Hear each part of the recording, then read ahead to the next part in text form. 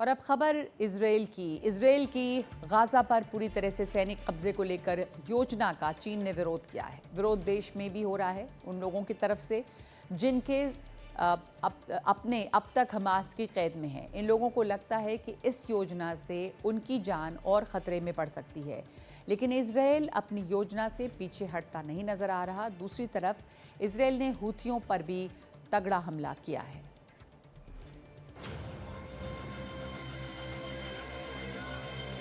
ये तस्वीरें खुद हूती विद्रोहियों ने जारी की हैं, जिनमें हुदैदा पर इजरायली हमले के बाद एक सीमेंट कारखाना धू-धू करके जल रहा है। तल अवीव के हवाई अड्डे पर हूती विद्रोहियों के मिसाइल हमले के एक दिन बाद इजरायल ने यमन पर कहर बरपा दिया।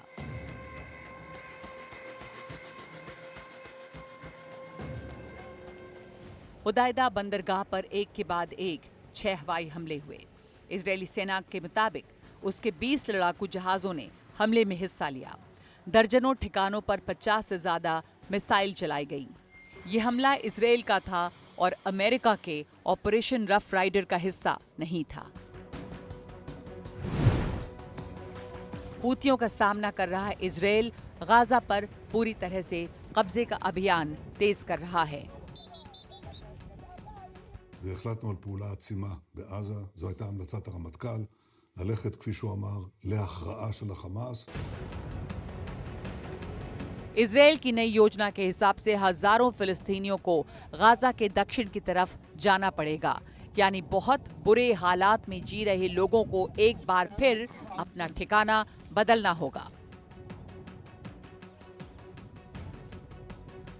लेकिन इजरायल की योजना से वो लोग बहुत डरे हुए हैं जिनके अपने अब भी हमास की कैद में हैं। I think it kills the hostages, and I don't want to believe that my own government would leave people behind. Gaza से लेकर वेस्ट बैंक तक इजरायल का ऑपरेशन जान मिट्टी में मिला दिया। आरोप लगाया जाता है कि इस इलाके में इजरायलियों को बसाने की कोशिश हो रही है। यहाँ कोई फिलिस्तीनी घर बनाना चाहे तो उसे इसकी इजाजत मिलना लगभग असंभव ही होता है। और अब ये तस्वीरें जो हम आपको दिखा रहे हैं वो यमन की राजधानी सना के एयरपोर्ट पर हमले की बताई जा रही हैं। इजरायल के लड़ाकू विमानों ने एयरपोर्ट पर बमबारी की है। हमले की वजह से सना एयरपोर्ट पर भारी तबाही की खबर है। ये एयरपोर्ट आजकल हूती विद्रोहियों के कब्जे में है।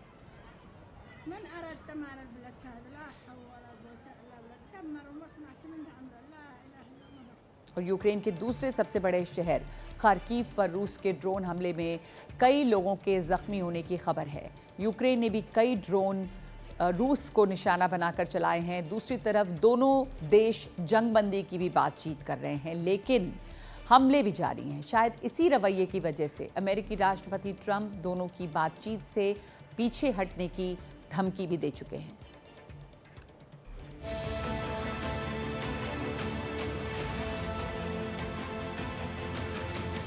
रूस का दावा है कि उसने यूक्रेन के 105 ड्रोन मार गिराए, लेकिन फिर भी मॉस्को से 10 किलोमीटर दूर पोडोलास्क में एक रिहायशी इमारत निशाना बन गई।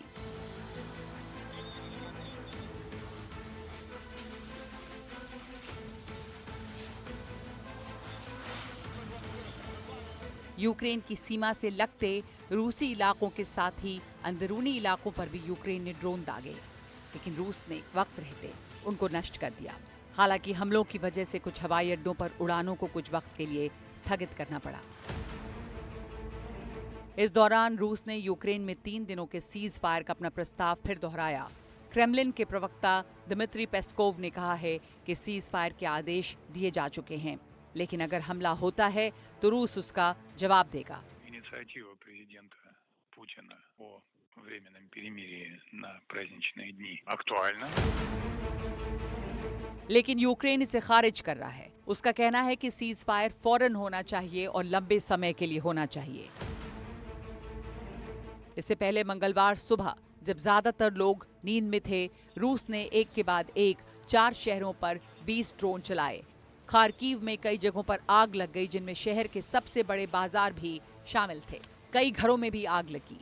दोनों देशों के बीच युद्ध बंद करने की बातचीत चल रही है, लेकिन दोनों में से कोई भी पीछे हटने के लिए और बातचीत के लिए माहौल बनाने को तैयार ही नहीं दिख रहा।